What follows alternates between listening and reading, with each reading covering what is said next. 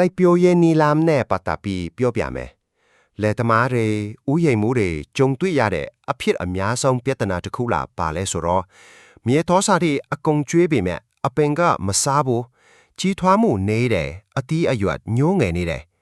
ဒီလိုထင်ရင်မြေသောစာထက်မြေရဲ့ pH ကိုစစ်ကြည့်ဖို့လိုပါပြီ။ pH ဆိုတာမြေစီလွှာရဲ့ချင်းချင်းငန်ချင်းအတိုင်းအတာပါဝမ်းကနေဆလေတီရှိပြီးခွန်းကကြားနဲ့ neutral ဖြစ်ပါတယ်ဒီ pH ကမြေသောစာတွေဝင်ပေါက်ခွင့်လက်မှတ်လိုပါပဲpH က6ကနေခွန်းအတွင်းအနည်းငယ်ချင်းတဲ့ကနေကြားနဲ့ရှိနေရင်အပင်က nitrogen N phosphorus P potassium K စတဲ့ဓာတ်တွေကိုအလွယ်တကူစုပ်ယူနိုင်ပါတယ်ဒါပေမဲ့ pH က 5.5 အောက်မြေချင်းလွန်းဒါမှမဟုတ်8အထက်မြေငန်းလွန်းဆိုရင်တော့ဒီကိဖောက်ကပိတ်သွားပါပြီဘလောက်ပဲမြေတော်စာကောင်းကောင်းကျွေးထားပါစေအပင်ကမစုပ်ယူနိုင်တော့ဘူး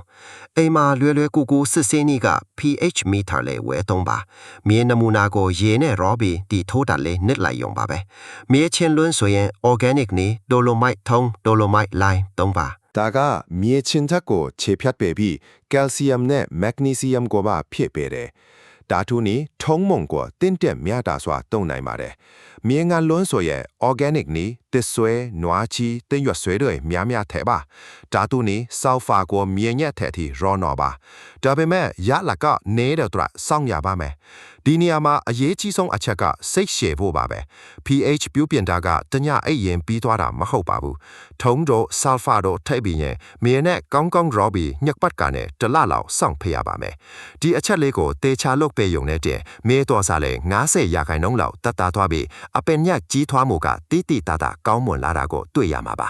မြေစီလွားကိုကြက်မအောင်ထိမ့်ပေးမှသာဒီနံကကျမ်းမှာပါမယ်နေရှင်9မိနစ်စာဒီလိုစိုက်ပျိုးရေးနီလန်းတွေကိုလေ့လာပြီးစိုက်ပျိုးရေးပညာရှင်ဖြစ်ဖို့ follow လုပ်ထားပါ